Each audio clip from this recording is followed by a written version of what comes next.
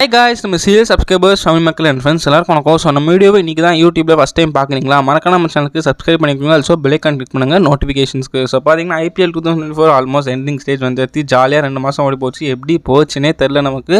70 match சும்மா தீ மாதிரி போச்சு. எல்லாமே சூப்பராக இருந்தது. அட் லாஸ்ட் 4 டீம்ஸ் குவாலிஃபை ஆகிட்டாங்க, 6 டீம்ஸ் எலிமினேட் ஆனாங்க. சோகமான விஷயம் என்னன்னா Paltans and yellow CSK and MI 2 பேருமே எலிமினேட் ஆனாங்க, 2 பிக் டீம்ஸ். ஸோ இன்னைக்கான வீடியோ நம்ம எதை பற்றி பார்க்கணும் பார்த்தீங்கன்னா செமிஃபைனல் 1, அதாவது கொல்கத்தா vs SRH மேட்ச் பிரிவு தான் பார்க்க போகிறோம். ஸோ வாங்க வீடியோக்குள்ளே போவோம்.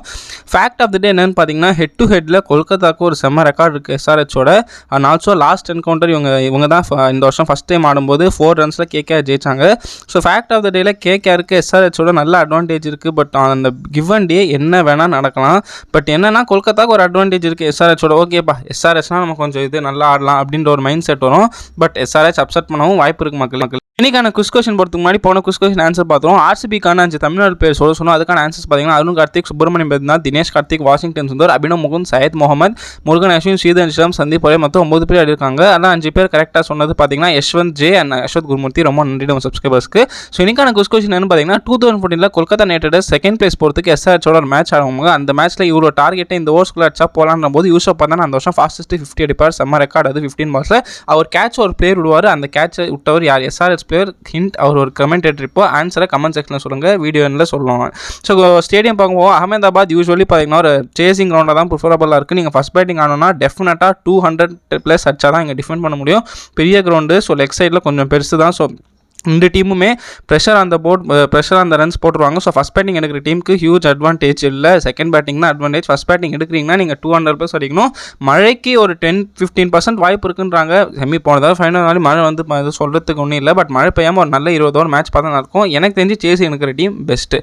ஸோ டேபிள் டாப்பர்ஸ் KKR கிட்டேருந்து ஸ்டார்ட் பண்ணுவோமே. அவங்க ஹையான் கான்ஃபிடன்ஸில் இருக்க மாட்டாங்கன்னு சொல்ல மாட்டேன். பட் ஃபஸ்ட்டு இருக்கிறதுனால அவங்க கிட்டேருந்து ஸ்டார்ட் பண்ணுவோம். கொல்கத்தாக்கு ஒரு சின்ன டிஸ்அட்வான்டேஜ் என்னன்னா, கடைசி 2 மேட்ச்சுமே அவங்க ஆடவே முடியல. மழைனாலே போச்சு. இப்போ ராஜஸ்தான் மேட்சும் அபேண்டன்டு, குஜராத் டைட்டன்ஸ் மேட்சும் அபேண்டன்டு. ஸோ ஆல்மோஸ்ட் 2 வீக்ஸாக மேட்ச் ஆடாமல் ஸ்ட்ரெயிட்டாக செமிஃபைனல் போனாங்க. அது ஒரு சின்ன disadvantage. But on the note அவங்க டீம் செம்ம ஸ்ட்ராங்கு. அவங்களோட லாஸ்ட் பிளேயிங் ஒன் எப்படி இருந்ததுன்னு பார்த்தீங்கன்னா, Phil Salt, Sunil Narine, Shreyas Iyer, Venkatesh Iyer, Rinku Singh, Angkrish Raghuvanshi, Andre Russell, Ramandeep Singh, Mitchell Starc, Vaibhav Arora, Varun Chakravarthy, Angkrish Raghuvanshi போல நிதிஷ் ராணா வந்துட்டார். ஆல்சோ இன்னொரு சின்ன டிஸ்அட்வான்டேஜ், இங்கிலாந்து பிளேயர்ஸ் ஊருக்கு போனதால் ஃபில் சால்ட் ஆட முடியாது. அவரோட ஃபார்மை மிஸ் பண்ண போகிறாங்க. அவருக்கு பதிலாக ரஹமுல்லா குர்பாஸ் ஆடுவார். மற்றபடி இதே டீம் தான் இருக்க போது. ஹர்ஷித் ராணா இம்பாக்ட் பிளேயர் வரப்போவார். ஸோ மோஸ்ட்லி இதான் இருக்கும். கன் 11 குறையே கிடையாது. என்ன சால்ட் மட்டும்தான் போகிறாரு. அவரோட ஃபார்மை குர்பாஸ் கண்டினியூ பண்ணுவாரா? கேள்விக்குறி தான். 400+ ரன்ஸ், 170 ஸ்ட்ரைக் இல்லை சால்ட் ஆடி கொடுத்துருக்காரு. ஒரு அக்ரெசிவ் பிராண்ட் ஆஃப் அப்ரோச் இவரும் நரேனும் ஓப்பனிங்கில் கொடுத்ததை நரேனுக்கு சப்போர்ட்டாக குர்பாஸ் அட்லீஸ்ட் ஒரு 20-30 ஆடி கொடுத்தா நல்லாயிருக்கும். புவனேஸ்வர் குமார் அண்ட் பேட் கமின்ஸையும் இவங்க எப்படி தாக்கு பிடிக்க போகிறாங்க, அதுதான் கேள்வி. சுனில் நரேன் vs புவனேஸ்வர் குமார் ஒரு செம்ம பேட்டாக இருக்க போது. நரேன் எல்லா மேட்சும் அடிச்சு கொடுப்பான்னு சொல்ல முடியாது. பட் எனக்கு சிச்சுவேஷன் செமிஃபைனலில் அடிச்சு கொடுத்தா சுனில் நரேன் ஒரு 30-40 அடிச்சாலுமே டீமுக்கு உதவும். குர்பாஸும் கான்ட்ரிபியூட் பண்ணுவோம். ஓப்பனர்ஸில் யாராவது ஒருத்தர் 50 போட்டால் கொல்கத்தா எங்கேயோ போயிடுவாங்க. அதுவும் எஸ்பெஷலி நரேன் அடிப்பாரான்னு பார்ப்போம். மிடில் ஆர்டரில் பார்த்தீங்கன்னா ரகுவன்சி, நிதிஷ் ராணா வந்ததால் இனி ஆட வைக்கிறாங்கன்னு தெரியாது. வெங்கடேஷர் கன்சிஸ்டண்ட்டாக 30-40 ஆடுறாரு. ஒரு 50 வரணும் 8 ஸ்கோர். பட் ஆனால் செம்ம ஃபார்மில் இருக்க வெங்கடேஷர் டீம் எப்பப்பெல்லாம் மாட்டிக்கிறாங்களோ அப்பப்பெல்லாம் காப்பாற்றி கொடுக்குறாரு. ஸோ அவரை நம்பலாம் 20-30 வந்துடும். ரிங்கு சிங் ஒரு மாதிரி அப் அண்ட் அவுட்டாக இருக்கார். பிகாஸ் அவருக்கு என்னன்னு தெரியல, வேர்ல்ட் கப் அந்த பேர் எடுக்கணும்னாலே ஒரு மாதிரி ஃபார்ம் டிப்பாச்சு. ஸோ அவர் ஒரு கம்பேக் எதிர்பார்க்கணும். ஒரு 30-40 ஃபினிஷிங் அடிக்கணும். ரகுவன்சிக்கு பதிலாக கன்ஃபார்ம் நிதிஷ் ராணா தான் ஆடுவாங்க. போன வருஷம் கேப்டனுக்கு அவர் கடைசியில் 2 மேட்ச் தான் ஆடி இருக்காரு இந்த வருஷமே. பட் ஆனால் நிதிஷ் ராணாக்கு SRH அகைன்ஸ்டாக நல்ல ரெக்கார்ட் இருக்குது. ஆல்மோஸ்ட் ஒரு 3-4 50s வச்சிருக்காரு. ஸோ மென்டலி இந்த மாதிரி திங்ஸ்லாம் நீங்கள் ஒரு பேருக்கு சொன்னீங்கன்னா கொஞ்சம் கான்ஃபிடன்ஸ் கொடுக்கும். ஸோ ராணா இது மைண்டில் வச்சுன்னு ஒரு 30-40 இறக்கணும். செமிஃபைனல் 1 மிடில் ஆர்டர் கொல்கத்தா இது வரைக்கும் டெஸ்ட்டில் வந்தால் மாட்டிப்பாங்க. ஃபினிஷிங் பக்கம் போனீங்கன்னா கேப்டன் ஸ்ரேயாஸ் ஐயர் ஒரே ஒரு 50 தான். மற்றபடி ஃபார்ம்லேயே இல்லை. அவர்கிட்டேருந்து ஒரு பிக் நாக் எக்ஸ்பெக்டேஷன் இருக்குது. அவர் என்ன பண்ண போகிறான்னு தெரியல. ரமன்தீப் சிங் நல்லா சிப்பின் பண்ணுறார். 10-15 கிடைக்கிற ஒரு ஓவரில் நல்லா கேஷ் இன் பண்ணுறார். பட் ஆண்டே ரசல் மேலே தாங்க ஹியூஜ் அட்வான்டேஜ் இருக்குது. பிகாஸ் அவரோட ஃபினிஷிங் எபிலிட்டி தான் இருக்காங்க. அவருக்கும் SRH ரொம்ப பிடிச்ச டீம். 250 350 வச்சிருக்காரு.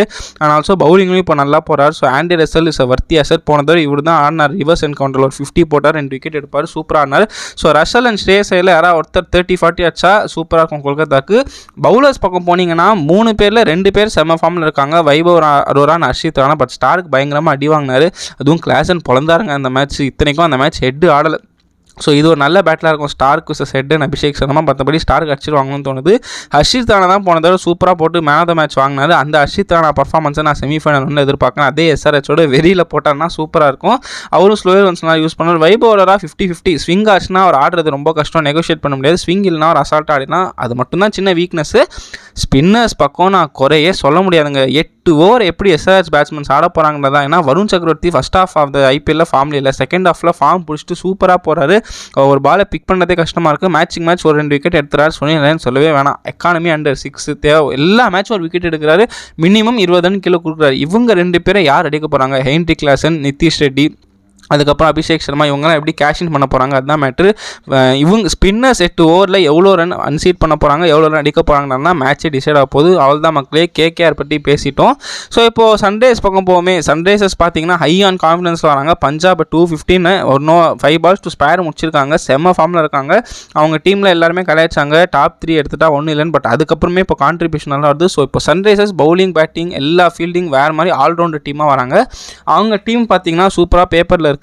உங்களோட பிளே 11 எப்படி இருக்கும்னு பார்த்தீங்கன்னா அபிஷேக் சர்மா, டிராவிஸ் ஹெட் பயங்கரமான ஓப்பனிங் டூ. அன்மோல் பிரீத் சிங் கிடையாது. ராகுல் திரிபாதி லாஸ்ட் மேட்ச் ஆனார். ஸோ அவர் தான் கண்டினியூ பண்ணுவார். Nitish Reddy, Henry Klaasen, Abdul Samad, Shahbaz Ahmed, Pat Cummins, Jansen பலா, அந்த ஸ்ரீலங்கன் எக்ஸ்பினர் வியாஸ்காந்த் அவர் நல்லா விஜயகாந்த் நல்லா போடுறாரு. ஸோ புவனேஸ்வர் குமார், நட்ராஜன். இம்பாக்ட் பிளேயராக பார்த்தீங்கன்னா ஜெயதேவ் உனத்கட், வாஷிங்டன் சுந்தர், சன்வீர் சிங், இவங்களை யாராவது வருவாங்க. ஆல்ரவுண்டர் சைடுங்க. பவுலிங், பேட்டிங், ஃபீல்டிங் எல்லா டிபார்ட்மெண்ட்டும் கன்னாக இருக்குது. பட் இவங்களுமே கொல்கத்தா அகைன்ஸ்டாக கஷ்டப்பட வாய்ப்பு இருக்குது. பார்த்தீங்கன்னா Travis Head and Abhishek Sharma அடிச்சா தான் உன்னுன்ற நிலைமை கொஞ்சம் கொஞ்சமாக போயிட்டு இருக்கு. Because Travis Head first ball out ஆனார் பஞ்சாபோட. பட் அபிஷேக் சர்மா அந்த அப்ரோச் ஓடவே இல்லை. ஒரு பேம்பூசிங் 71 அடிச்சாரு. ஸோ எனக்கு தெரிஞ்சு கொல்கத்தா அகேன்ஸ்டாக ஓப்பனிங் 2 பேரில் யாராவது ஒருத்தர் நின்றாலே போதும், எஸ்ஆர்ஹெச்க்கு அட்வான்டேஜ் தான். பட் 2 பேருமே பவர் பிளேயில் அவுட் ஆகிட்டா மாட்டிப்பாங்க. So either it's Head or Abhishek Sharma ஒருத்தர் 50 போட்டு நிற்கணும். அகமதாபாத் இவங்களுக்கு ஏற்ற பிச்சு, பால் பேட்டிங் ஈஸியாக வரும்னு சொல்ல முடியாது. பட் நல்லா வரும். நின்று வந்து தான் மாட்டிப்பாங்க. ஸ்பின் போட்டால் மாட்டிக்கலாம். ஸோ வருண் சக்கரவர்த்தி நிறைய இவங்க ஓப்பனிங்லேயே ஆட வாய்ப்பு இருக்குது. பவர் பிளேயில் ஆர்எல்ஸ் அச்சு தம்சம் ஆயிடுவாங்க. ஸோ அபிஷேக் சர்மா ஹெட்டில் யாராவது ஒருத்தர் 6 ஓவருக்கு மேலே 50 போட்டாங்கன்னா அவள் தான் எஸ்ஆர்ஹெச்சுக்கு ஒரு ஹியூஜ் அட்வான்டேஜ். அந்த சைடு பார்த்தீங்கன்னா நம்பர் 3 நிறைய பேர் ட்ரை பண்ணாங்க. திரிபாதி, அகர்வால், அன்மோல் பிரீத் சிங். ஃபைனலி திரிபாதி ஒரு ப்ராமிஸ் காமிச்சார். பஞ்சாப் மேட்ச்சில் 35 அடிச்சார்.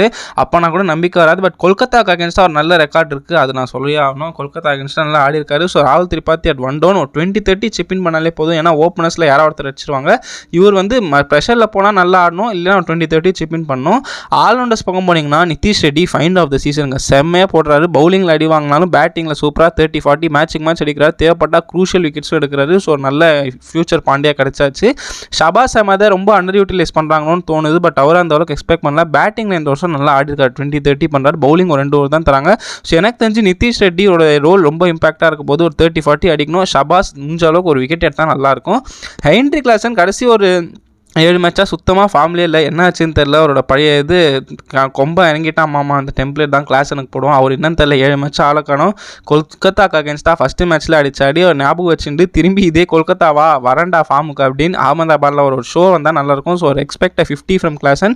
வருண் சக்கரவர்த்தி, நரேன், ஸ்டார்க் இந்த 3 பேர் எப்படி ஆட போகிறான்றது தான் கிளாசன். ஆட்டிச்சுன்னா அச்சு கொடுத்துருவார் அன்றைக்கி மாதிரி ஈடன் கான்ஸில் மாதிரி.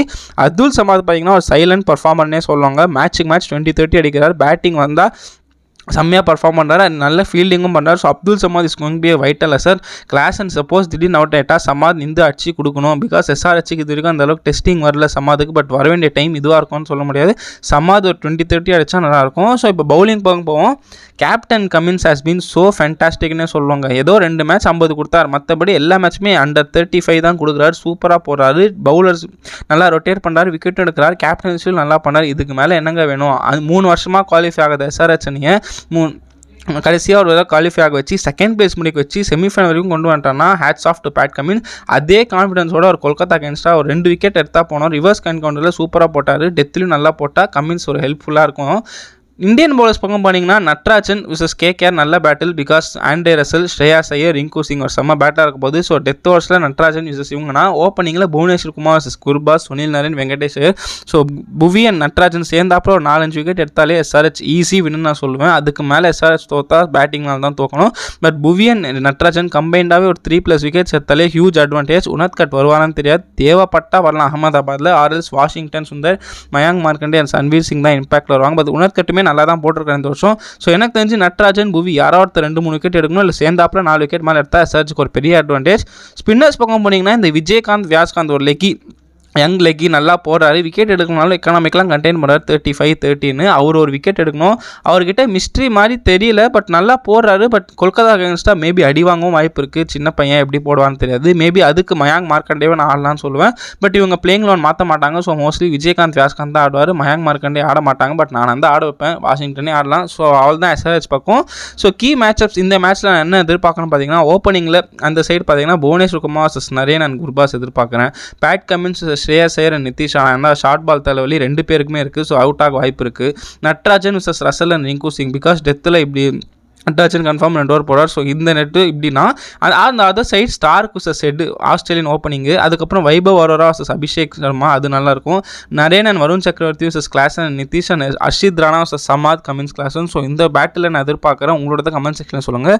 ஸோ ப்ரிடிக்ஷன் டைம் வந்தாச்சு மக்களே. செமிஃபைனல் 1 ஜெயிக்கிறவங்க ஸ்ட்ரைட் ஃபைனல். ஸோ 2 டீமுமே ஆல்ரவுண்டர் சைடு, குறையே சொல்ல முடியாது. ஒரு சின்ன அட்வான்டேஜ் நான் SRHக்கு தரேன். SRH 51, KKR 49. ஏன்னா SRH ஆன் ஃபார்ம் 2 மேட்ச் ஜெயிச்சுட்டு வராங்க. கொல்கத்தா அந்த அதர் அண்ட் ஃபஸ்ட் பிளேஸே இருந்தாலும் 2 மேட்சாக ஆடவே இல்லை. மழையில் அம்மன் ஆனதால் அவங்க 2 வாரமாக கிரிக்கெட்டே ஆடல. ஸோ மேபி அது ஒரு சின்ன டிஸ்அட்வான்டேஜாக இருக்கும். பட் உங்களோட ஒப்பீனியனை கமெண்ட் செக்ஷனில் சொல்லுங்கள். எனக்கு தெரிஞ்சு SRH மேபி ஒரு அவுட் சைட் சான்ஸ் ஜெயிக்க வாய்ப்பு இருக்குது. ஸோ யார் ஜெயிக்கிறாங்கன்னு பார்ப்போம். பட் எனிவே சூப்பர் மேட்சாக இருக்க போது அகமதாபாத் ஸ்டேடியத்தில், மழை வராமல் இருக்கணும். எனிவேஸ் நான் ஒரு ஈக்குவல் என்கவுண்டர் எதிர்பார்க்குறேன். எனக்கு யார் ஜெயிச்சாலும் சந்தோஷம் தான். CSK வர முடியல, நம்ம அதை பற்றி எதுவும் பேசி இது பண்ண முடியாது. ஸோ SRH ஜெயிச்சாலும் சந்தோஷம், கொல்கத்தா ஜெயிச்சாலும் சந்தோஷம். பட் அந்த பேண்ட் ஆஃப் கிரிக்கெட் 2 பேரும் சூப்பராக இருக்கிறதுனால யார் ஜெயிக்கிறாங்கன்னு பார்ப்போம். இதுக்கு அடுத்து T20 வேர்ல்ட் கப் வருது மக்களே. அதுக்கும் நம்ம வீடியோ போடுவோம், உங்கள் சப்போர்ட்டை கொடுங்க. நெக்ஸ்ட்டு எலிமினேட்டர் RCB RR மேட்ச்சில் பார்ப்போம்.